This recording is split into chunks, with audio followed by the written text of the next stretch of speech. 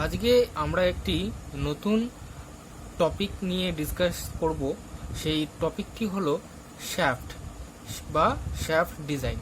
ঠিক আছে, তো এই শ্যাফট ডিজাইনটা করতে গেলে আমাদের আগে যেটা জানতে হবে সেটা হচ্ছে হোয়াট ইজ শ্যাফট এবং শ্যাফটের কি কাজ। তো শ্যাফট কি? Shaft is a rotating element having circular cross section used to transmit power and to support the transmission element। তার মানে শ্যাফট হচ্ছে একটি rotating element having a circular cross section, মানে কাটলে আমরা একটা সার্কুলার ক্রস সেকশন পাই। এটা ইউজ কোথায় করা হয়? Use to transmit power and to support the transmission element. ঠিক আছে, তো ট্রান্সমিশন এলিমেন্ট আমরা এখানে বললাম ট্রান্সমিশন এলিমেন্ট। সেই ট্রান্সমিশন এলিমেন্টটা কি? এই ফটোটা দেখো, এই যে ছবিটা আমি এঁকেছি, এই ছবিতে দেখো এই দুটো শ্যাফট রয়েছে, রাইট? এই দুটো শ্যাফট রয়েছে। তো এই শ্যাফট বা এই শ্যাফট, এই দুটোকে জয়েন করেছে কি দিয়ে? এইখানে দেখো দুটো গিয়ার আছে আর এখানে দেখো দুটো পুলি আছে। গিয়ারগুলো জাস্ট একটার সাথে একটা লাগানো আছে, ঠিক আছে? আর পুলিগুলো নিজেদের সাথে যেটা দিয়ে জুড়ে আছে সেটা হচ্ছে বেল্ট দিয়ে লাগানো রয়েছে। তো এইগুলোকে বলা হচ্ছে ট্রান্সমিশন এলিমেন্ট। তো এই ট্রান্সমিশন এলিমেন্টগুলোকে জুড়তে এবং এখানের মাধ্যমে আমরা পাওয়ারটাকে ট্রান্সমিট করতে আমরা শ্যাফটকে ইউজ করি। এবং এই শ্যাফটটা কীভাবে থাকে দেখো, বিয়ারিং এর সাহায্যে অ্যাটাচ থাকে। ওকে, তো এইগুলো এভাবে আমাদের একটা শ্যাফট থেকে অন্য শ্যাফটে পাওয়ার নিয়ে যেতে গেলে আমাদের এরকম ট্রান্সমিশন এলিমেন্টের দরকার পড়ে। তো এবার হচ্ছে আমরা চলে আসবো ডিজাইন অফ শ্যাফটে। ঠিক আছে, তো ডিজাইন অফ শ্যাফট কি? তো শ্যাফটের ডিজাইন যেটাকে বেসিক্যালি আমরা বলি সেটা হচ্ছে correct size of shaft, that is the diameter. মানে শ্যাফটের ডায়ামিটারটাকে বের করা, এটাই হচ্ছে কি আমাদের শ্যাফটের ডিজাইন।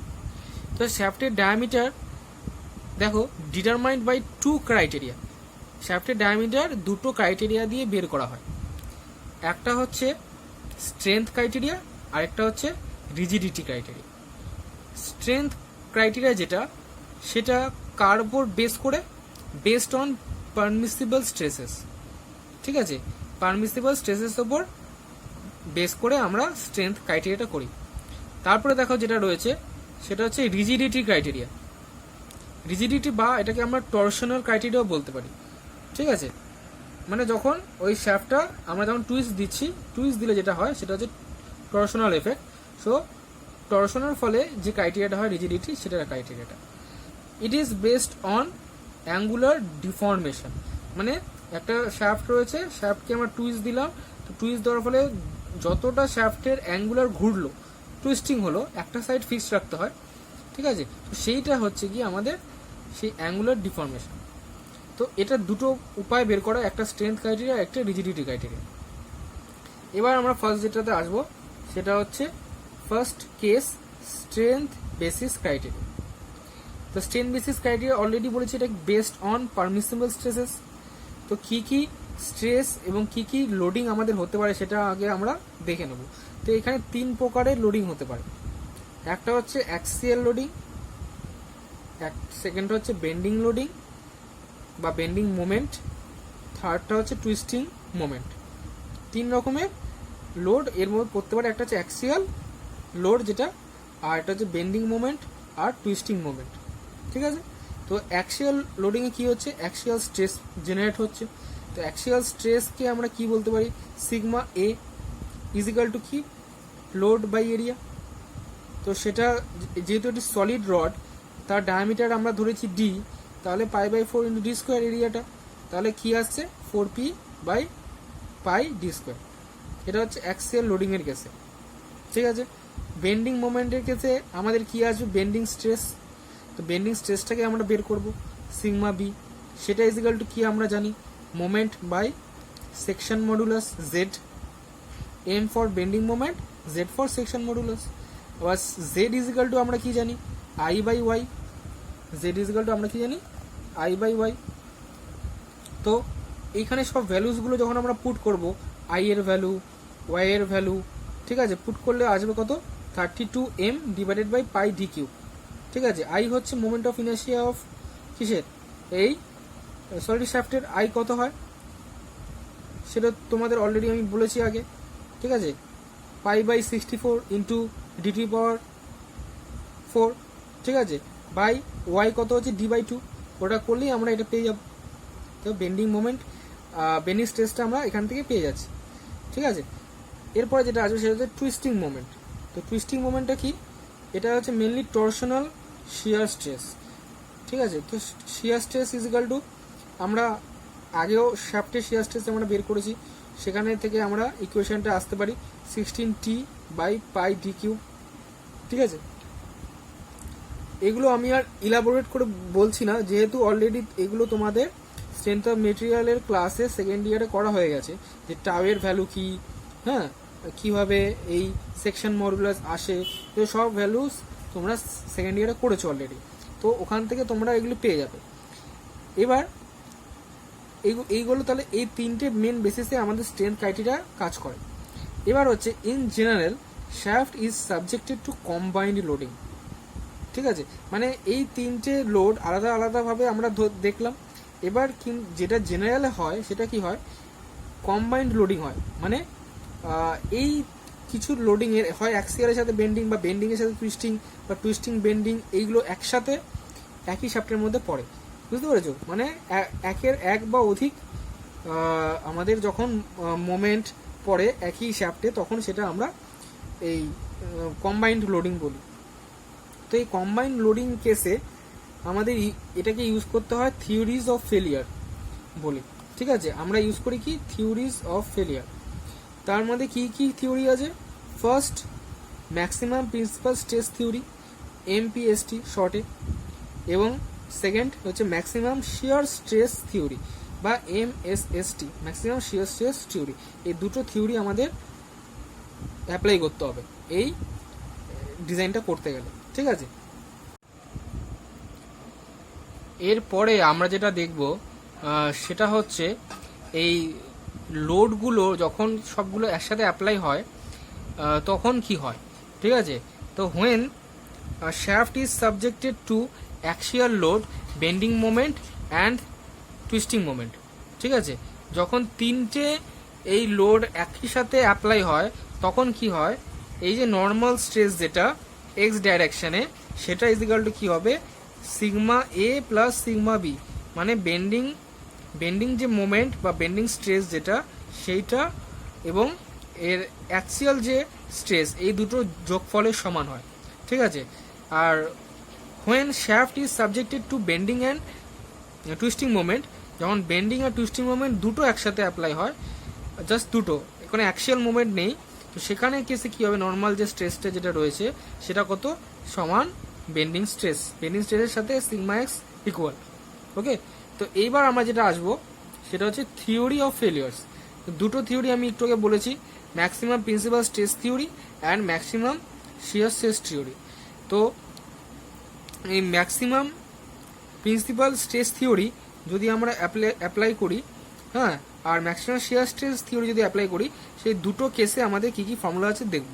তো ফার্স্ট যে কেসটা সেটা হচ্ছে সিগমা 1 ধরছি, সেটা কি ম্যাক্সিমাম প্রিন্সিপাল স্ট্রেস, এই ম্যাক্সিমাম প্রিন্সিপাল স্ট্রেস এটা হচ্ছে সিগমা 1।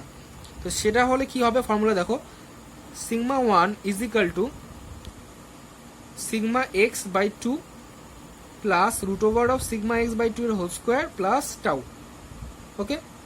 এটা হচ্ছে ফর্মুলা।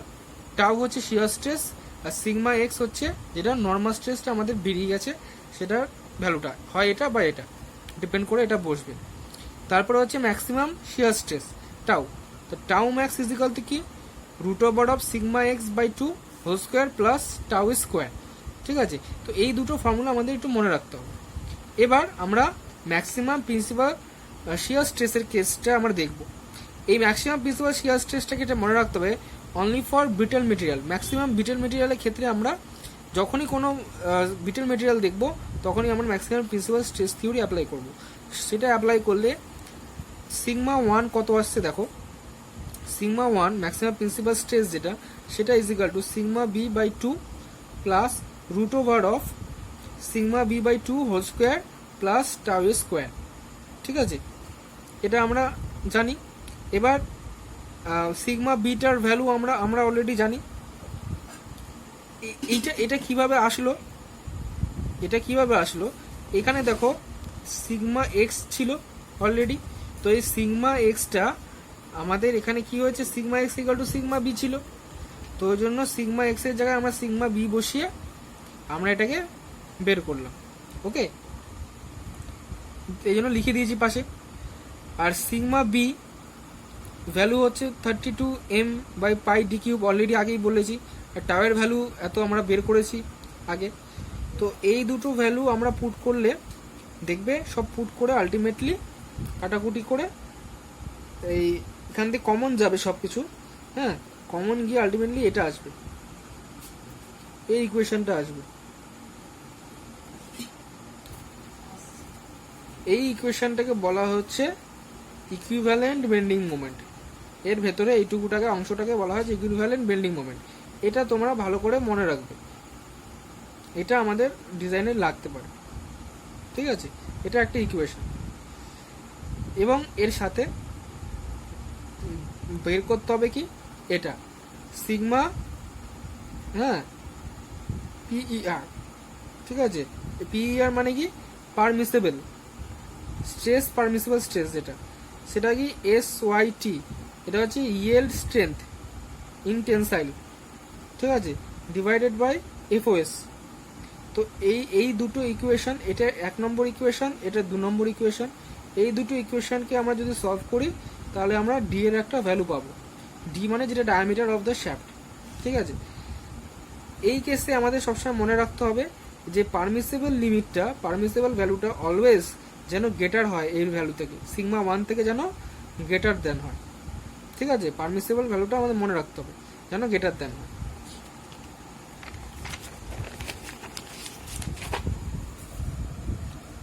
এরপরে যেটা আমাদের আসবে সেটা হচ্ছে MSST, যেটা ম্যাক্সিমাম শিয়ার স্ট্রেস থিওরি।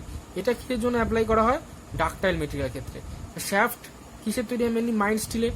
তো মাইল্ড স্টিল মানেই আমরা যখনই দেখবো শ্যাফটটা মাইল্ড স্টিলের হয় ম্যাক্সিমাম, তো MSST maximum shear stress theory আমরা অ্যাপ্লাই করবো। তো maximum shear stress theory apply করলে তাহলে এখানে আমাদের sigma 6x is equal to sigma B, sigma X is equal to sigma B. তো টাউ এর যে ভ্যালুটা ছিল সেটা আমরা এখানে বসিয়ে দিচ্ছি।